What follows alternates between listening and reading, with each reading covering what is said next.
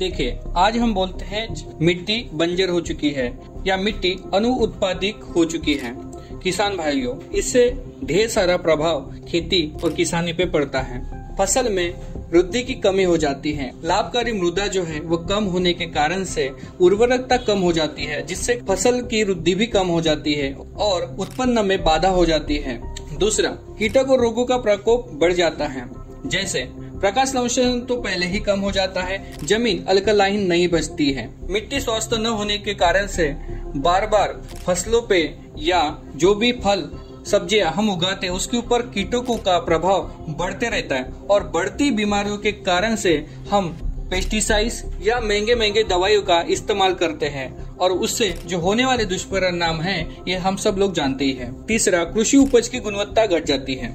मृदा की कार्बनिक वैल्यू अगर कम हो जाती है तो कृषि का उपज तो गुणवत्ता कम होने वाली है, लेकिन ऐसी परिस्थिति चलती रही तो एक दिन ऐसा समय आ जाएगा कि हमारे पास खेती उगाने वाली जमीन या जिसको हम स्वस्थ मृदा बोलते हैं वो हमारे पास नष्ट हो जाएंगी। और इसीलिए हमें इन सब चीजों के ऊपर ध्यान देना है। कृषि उपज को बढ़ाना है तो कार्बनिक वैल्यू बढ़ना ही जरूरी है। जब मिट्टी स्वस्थ नहीं रहेंगी तो कृषि उत्पादों में पैदावार कम हो जाती है। मृदा सूक्ष्मजीवी गतिविधि कम होने से पोषण तत्वों की अपूर्तता हो जाती है और फसल की उपज भी कम हो जाती है। और पांचवा पॉइंट, उत्पादन की लागत भी इसी में बढ़ जाती है। जमीन का स्वास्थ्य सही ना हो तो वो उसी प्रकार से है जिस प्रकार से एक महिला बच्ची को जन्म देती है।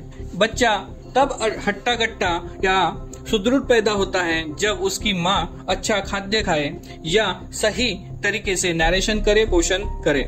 इसी तरीके से मिट्टी का भी होता है। मिट्टी हमारी माता है। अगर हम मिट्टी का ख्याल रखते हैं तो उसी प्रकार से पोषण तत्व हमें मिलते हैं और इसी पोषण तत्व से हमें न्यूट्रिशंस, विटामिन्स जो शरीर के लिए महत्वपूर्ण तत्व है वहाँ पे पूर्तता होती है।